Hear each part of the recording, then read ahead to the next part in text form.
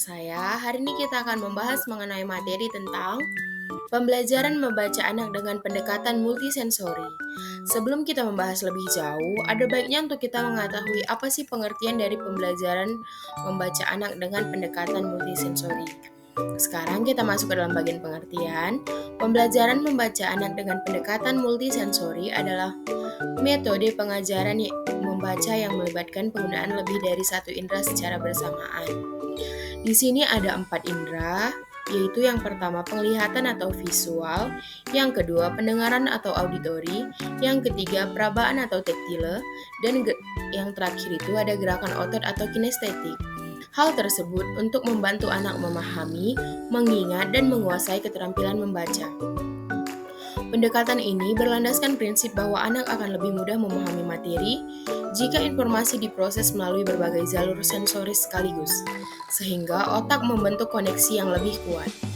Selanjutnya, kita masuk ke dalam jenis kemampuan anak dari keempat indera tersebut.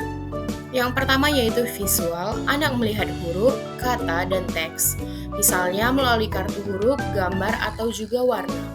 Yang kedua yaitu auditori, anak mendengar bunyi huruf atau kata, misalnya guru mengucapkan, lalu anak tersebut mengulanginya.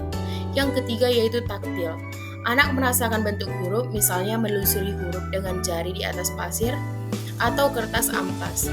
Dan yang terakhir itu kinestetik, anak menggerakkan tubuh saat belajar, misalnya menulis huruf di udara, melompat sambil mengeja. Setelah kita mengetahui jenis kemampuan anak dari keempat indera tersebut, sekarang kita masuk ke dalam bagian tujuannya. Ada 3 tujuan di sini. Yang pertama yaitu membantu anak yang mengalami kesulitan membaca, misalnya itu disleksia, maupun anak tanpa hambatan belajar. Tujuan yang kedua yaitu memperkuat daya ingat dan pemahaman melalui integrasi berbagai indera. Dan yang ketiga yaitu meningkatkan keterlibatan dan motivasi belajar. Setelah mengetahui tujuan, kita akan mempelajari apa sih manfaat dari pendekatan tersebut. Ada di sini ada 5 manfaatnya. Yang pertama, meningkatkan pemahaman karena anak menggunakan lebih dari satu indera, yaitu ada indera penglihatan, pendengaran, perabaan, dan gerakan. Yang kedua, memperkuat daya ingat melalui pengulangan yang melibatkan berbagai saluran sensori. Yang ketiga, membantu anak dengan kesulitan belajar seperti disleksia agar lebih mudah mengenali huruf dan kata. Yang selanjutnya yaitu meningkatkan fokus dan motivasi karena aktivitas lebih variatif dan menyenangkan. Yang terakhir, mengembangkan keterampilan motorik halus dan kasar bersamaan dengan keterampilan membaca. Selanjutnya kita masuk ke dalam contoh pendekatan visual dan auditori. Sekarang kita akan mempraktikkan 2 pendekatan, yaitu pendekatan visual dan auditori dengan menggunakan papan abjad. Di sini ibu akan sudah memperlihatkan papan abjad dari huruf A sampai Z. Di sini ibu akan mengucapkan terlebih dahulu, lalu anak-anak ibu mengulanginya ya. Baik, ibu akan mulai dari huruf A. Selanjutnya anak ibu mengulangi apa yang ibu ucapkan ya. Yang pertama itu ada huruf A, B, C, D, E, F, G, H, I, J, K, L, M, N, O, P, Q, R, S, T, U, V, W, X, Y, Z.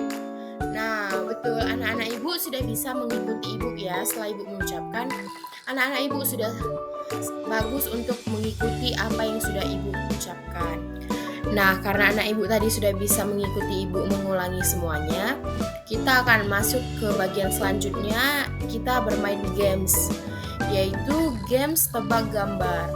Untuk mempermudah pemahaman anak-anak sekalian mengenai huruf, di sini Ibu membuat sebuah permainan yaitu tebak gambar. Kita akan menebak dari gambar, kita melihat apakah nama benda itu atau apakah nama hewan tersebut. Nanti kita lihat. Ini sudah ada. Ini ada gambar apa ini anak-anak? Ini huruf awalnya ada huruf S. Ada 3 huruf di belakang huruf S. Coba anak-anak lihat, perhatikan gambaran tersebut. Ini gambar apa anak-anak? Ya, sapu. Betul. Tini, kita lihat ya jawaban Tini betul atau tidak. Nah, ini jawabannya. Nah, betul, sapu. Oke, kita beri tepuk tangan untuk Tini ya. Sekarang kita mengeja ya. Kita eja huruf apa aja sih yang ada di kata sapu. Ada huruf S, ada huruf A, ada huruf P, dan ada huruf U. Kita eja ya dari kata sapu. S-A-S-A-P-U-P-U. Sapu. Anak-anak ikuti Ibu ya. Setelah Ibu eja, anak-anak juga ikuti. S-A-S-A-P-U-P. S-A-S-A-P-U-P. Sapu, sapu. Betul, kita masuk ke tebak gambar yang selanjutnya. Ini ada sebuah hewan. Apakah ini? Dia memiliki 4 huruf. Huruf awalnya ada huruf U. Setelah huruf U ada 3 huruf di belakangnya. Ayo, siapa yang tahu? Ya, ini Tini katanya jawabannya ular. Kita lihat ya ke slide selanjutnya. Apakah jawaban Tini benar? Ya, betul, jawabannya ular. Kita eja lagi ya anak-anak seperti yang sebelumnya. Ular. U-L-A-R. Ular. Ikuti ya anak-anak. U-L-A-R. Ular. Nah, betul. Selanjutnya kita masuk ke bagian tebak gambar yang selanjutnya. Di sini ada gambar apa ya? Ini ada gambar apa sih ini? Dia berwarna putih. Huruf awalannya ada G dan di tengahnya juga ada huruf G. Dia ada 4 huruf. Ada yang tahu? Ada ya. Siapa yang tahu? Ya, Tono tahu. Apa? Gigi. Ayo kita cek jawaban Tono betul atau tidak. Jawabannya betul, gigi. Kita eja ya anak-anak. G-I-G, G-I-G, gigi. Diulangi anak-anak. G-I-G, G-I-G, gigi.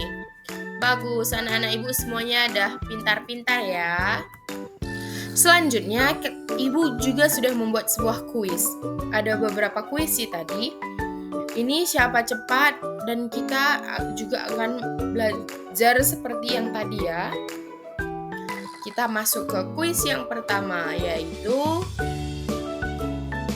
ini, pilihlah jawaban yang paling tepat. Susunlah kata di bawah ini. Kata-katanya ada jame. Ibu kasih clue ya. Jame ini dia sebuah benda. Itu sering kita gunakan ketika kita belajar. Kalau ada benda itu, kita lebih mudah untuk belajar. Kita lihat dulu option yang pertama. Ada kata jemai. Ada yang tahu itu apa jemai? Tidak ada ya benda yang namanya jemai. Kita masuk ke dalam option B, yaitu aims. Apa sih benda aims? Tidak ada kan anak-anak? Tidak, Bu. Nah, tidak. Selanjutnya kita masuk ke dalam option C, meja. Apakah menurut kalian jawabannya meja? Iya, Bu, iya, Bu. Nah, betul, jawabannya meja. Tapi kita lihat dulu ya, di option D ada apa? Ya, Bu. Di option D ada emza. Berarti menurut anak-anak Ibu yang paling benar C, Bu. Ya, betul, C, meja. Kita eja ya, huruf apa aja sih yang ada di kata meja? M-E-M-E-J-A-J. Meja. Boleh diulangi sekali lagi anak-anak Ibu? Boleh, Bu. meja, meja. Selanjutnya kita masuk ke dalam kuis yang selanjutnya. Ini apa ya? Tetap seperti yang tadi ya, susunlah kata. Ini ada kata-katanya juba. Juba. Apa sih juba itu? Ibu kasih dulu lagi ya. Dia sebuah barang yang harus kita gunakan. Kita tidak boleh tidak menggunakan barang itu. Dia pasti setiap hari kita gunakan. Sekarang untuk mengetahui jawabannya kita kita lihat ya. Optionnya ada apa aja sih? Yang pertama ada ujab. Gak ada ya sepertinya benda yang bernamakan ujab.